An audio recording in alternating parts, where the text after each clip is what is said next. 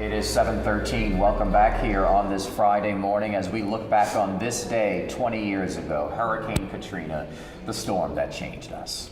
And as we continue our coverage here, we are welcoming another guest with us this morning, Lieutenant Governor Billy Nungesser. But, first off, thank you for being here this morning. I want to talk about a point that Brandon brought up, because Hurricane Katrina was very pivotal for you in your career in deciding to run for office. Absolutely. I was retired.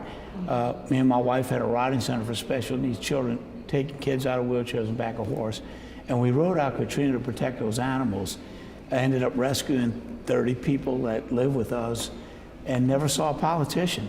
And as we started housing volunteers and first responders coming in, people said, you need to run for office. And I ended up running for parish president. So it changed my whole course of my life. Wow. Going from retired to actually working harder now than I ever did. But what we went through down there, we know the focus was on New Orleans. Mm-hmm. We were housing and feeding people and kind of just fending for ourselves. And also, in talking about Plaquemines Parish and its significance, its history, you've got a lot of people from New Orleans whose families trace their lineage to Plaquemines Parish, mine being one of them. So how did it feel for you as a native son of Plaquemines Parish to hear or to see that lack of attention on your home?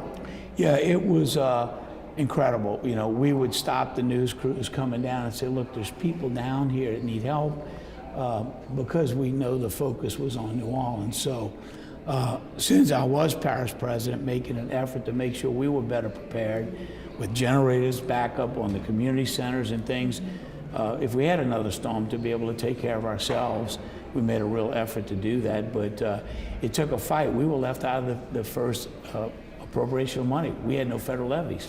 It took 2 years in a fight to get $2 billion in federal levies that are built now in Plaquemines, so we're better protected. So it was a struggle. And the parish is better off today because of those levies. You see an LNG plant down there, businesses coming back, but it's been a long haul.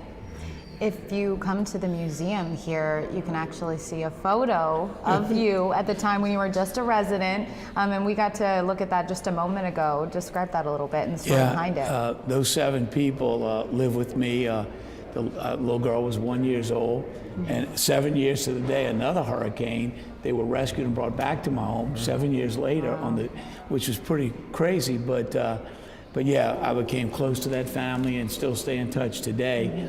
But hundreds of animals. Mike Strain, the Commissioner Egg's dad and uncle live with me, and we'd rescue hundreds of animals out of trees, rooftops, shuffle them to town.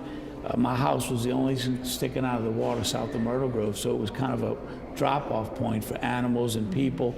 And you had people coming there to shower? Yeah, in my barn, we housed over 200 volunteers.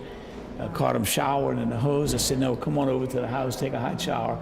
So we were shuffling people in and out. But when you thought of giving up, as many people did, when those volunteers showed up from all over the country, put their life on hold to help you, more than just the physical help, what that did to inspire me and others, hey, don't feel sorry for yourself. We can do this if they're here to help us.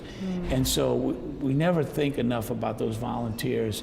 After every storm, they come in, all those church groups and those volunteers that give up their life to come help us. And real quick, we've got about 30 seconds left, but coming home is the focus, one of the focuses of this exhibit, which reopens today. You said in bringing it back, we wanted to focus on the future, the positive. Right. For years, as people left here, they were depressed, it was sad, they were crying. We wanted to show when you leave here, make Louisianans proud. Look what we've done, the before and after pictures. And then visitors know if their town goes through this, you can recover. When all seems hopeless, as you leave this exhibit, you see the incredible rebuilding areas before and after. Some of the pictures, it's hard to believe how it's come back. And we still got a lot of work to do.